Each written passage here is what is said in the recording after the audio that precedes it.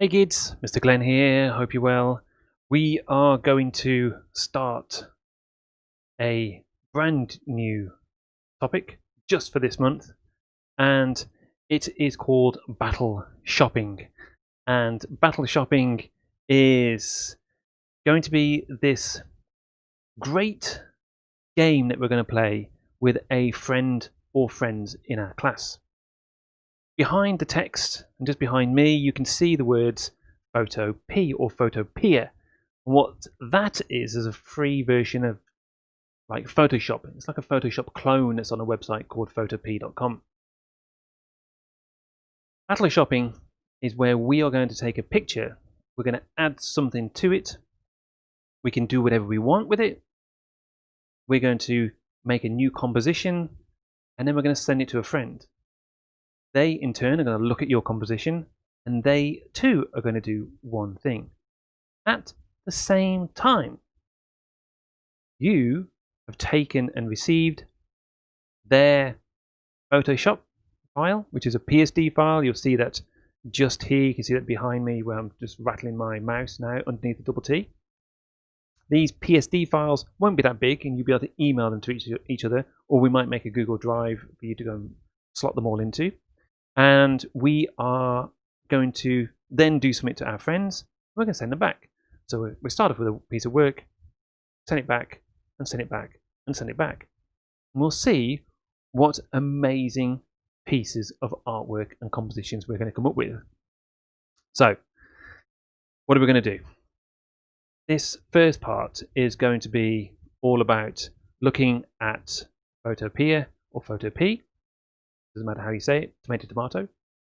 And this first part is going to try and jog our memory as to what we did with Paint.net and some of the Illustrator work that we did.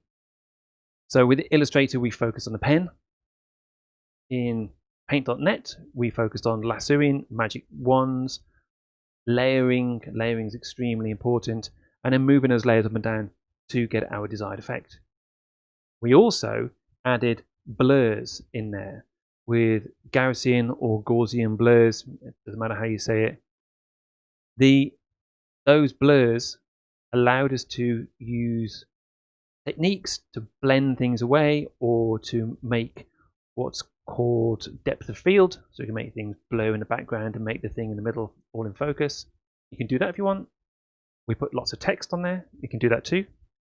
You can cut things out. You can put some crazy things in there. Entirely up to you. Your piece of work, your creativity. So let's have a look.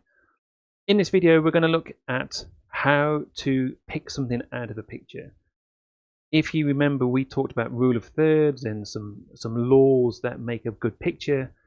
In here, this is just about trying to find things that are suitable for our picture. You ideally want to stick with the same orientation if you can. So if your friend has 16 by 9, then we should all stick with that really. 16 by 9 is landscape.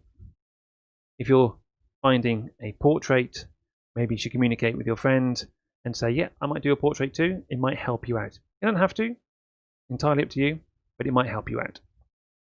So let's go and check out what we want. So in my mind, I was thinking, well, let's go and get a landscape. And I checked through a landscape, and what I was trying to find was just something that caught my eye. And I was thinking about mountainsides and just something that led my eye. So this is a kind of rule in photographs as well and pictures. Here you can see this picture, and our eye leads up that path and it follows the light. It goes towards the light here. Then I was thinking, oh, what am I going to put inside it? Once I've got this piece of this landscape, what am I going to do with it? Well, I thought about putting something inside it, like something that doesn't really deserve to stay there, it doesn't belong there. And you can see at the bottom, I was thinking about elephants. But elephants stay there. So I was thinking insects. all fine. So this is what I'm going to stick with. For me, I'm going to stick with this. You may stick with a city scene. You may have a street scene, and you may have a praying mantis walking down it. You may have a robot. You may try and recreate Gundam in Tokyo. Great. You do that. So, you may also just want to arrange flowers. That too is perfectly fine.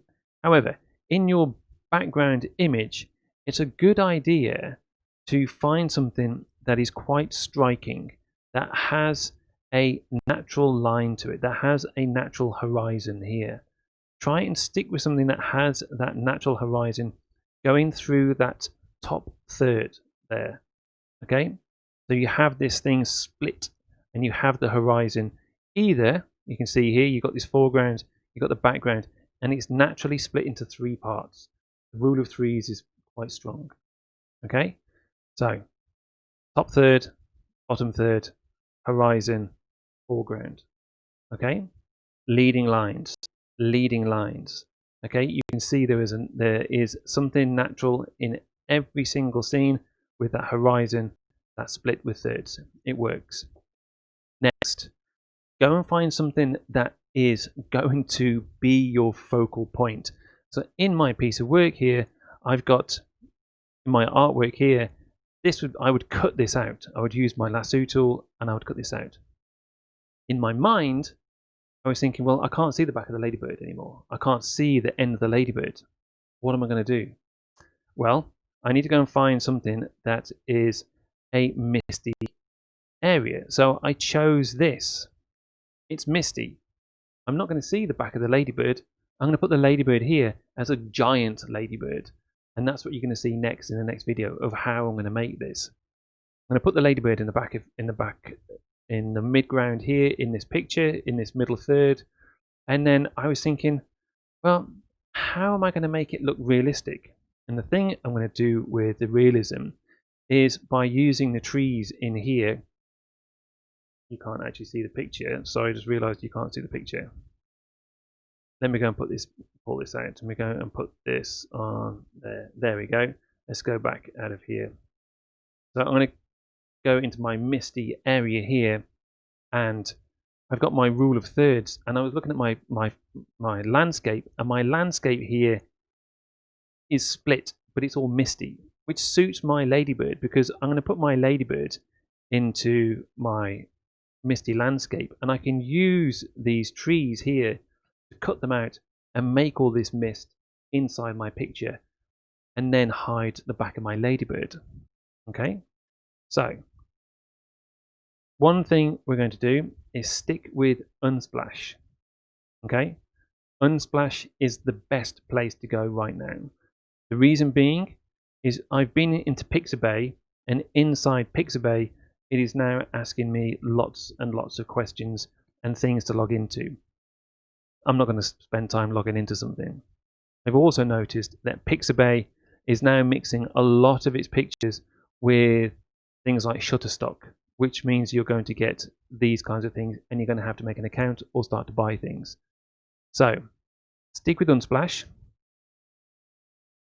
Use those rules if you can, where you got some threes, and then think of something that you can put into your picture, okay, before we start to do it. In the next video, we're going to show you how it can be put together. It's up to you how you put it together, okay? All right. So go and get some pictures. Go and download some pictures. Find whatever you want. Get some inspiration, landscapes, background, city scenes. You name it. It's entirely up to you. Get a focal point in there. Find something you want to put in there. You can put something unnatural. It's entirely up to you. As always, year 6.